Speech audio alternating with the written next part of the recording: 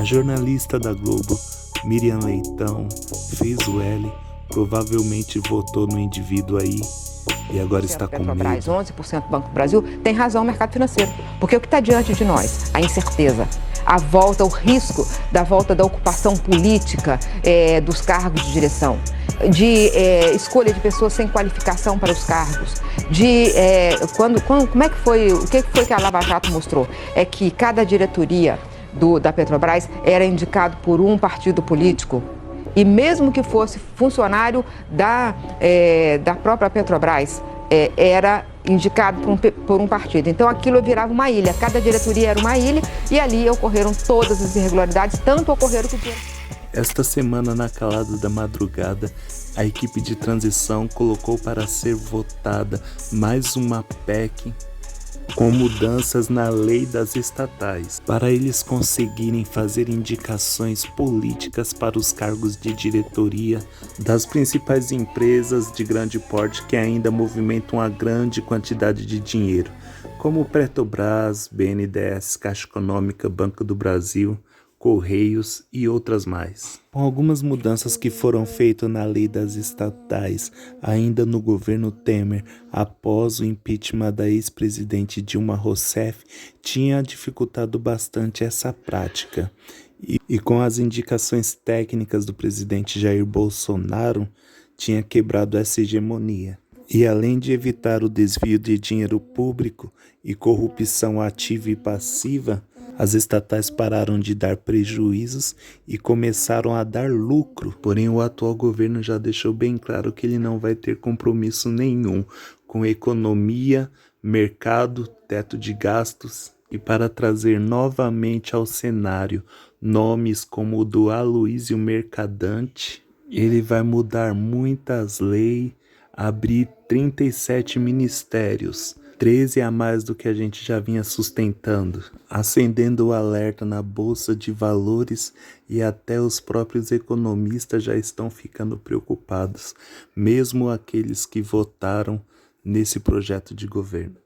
Fraga, eu sou economista, eu vou votar no Lula no segundo turno, esse é um voto de convicção.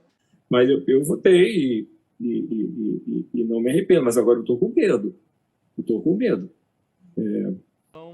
Mas eu votei e não me arrependo, mas agora eu estou com medo. Fraga, eu sou economista, eu vou votar no Lula no segundo turno, esse é um voto de convicção. Aparentemente, essa não é verdade. Ok, a gente checa. O que eu quero descrever para lhe mostrar. O que eu quero descrever e a partir daí lhe perguntar é o seguinte: a ideia de que o Estado seria um grande indutor do crescimento através de volumosos investimentos e papel dos bancos públicos, essa ideia acabou no maior desastre econômico brasileiro do século. Nenhum país que não esteve em guerra perdeu tanta renda como o Brasil perdeu ali entre 2014, 15 e 16. Ou seja, a fórmula aparentemente não funcionou. O senhor vai insistir nela? Não tem problema você ter uma dívida se você tiver capacidade de fazer essa dívida para fazer investimento e não para fazer custeio. Essa ideia acabou no maior desastre econômico brasileiro do século. Outro país que investiu nesse projeto de governo e não deu certo foi a Argentina, inchando o Estado, fazendo indicações políticas nas estatais, e ela acabou destruindo a economia. Com uma inflação de mais de 90%, todos os setores públicos estão quebrados, as empresas não têm a quem recorrer. É lógico que a pandemia potencializou isso. 10% Petrobras, 11% Banco do Brasil, tem razão o mercado financeiro. Porque o que está diante de nós? A incerteza, a volta, o risco da volta da ocupação política dos cargos de direção, de escolha de pessoas sem qualificação para os cargos, como é que foi, o que foi que a Lava Jato mostrou? É que cada diretoria da Petrobras era indicado por um partido político.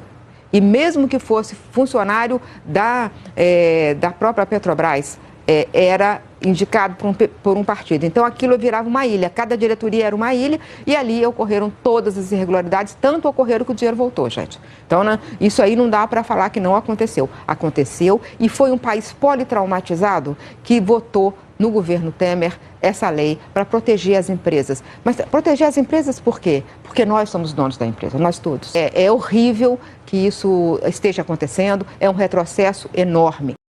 Realmente, o Brasil está especialista em dar 3 passos para frente e 13 passos para trás. São vacinados contra o modelo lulopetista de confundir para dividir, de iludir para reinar.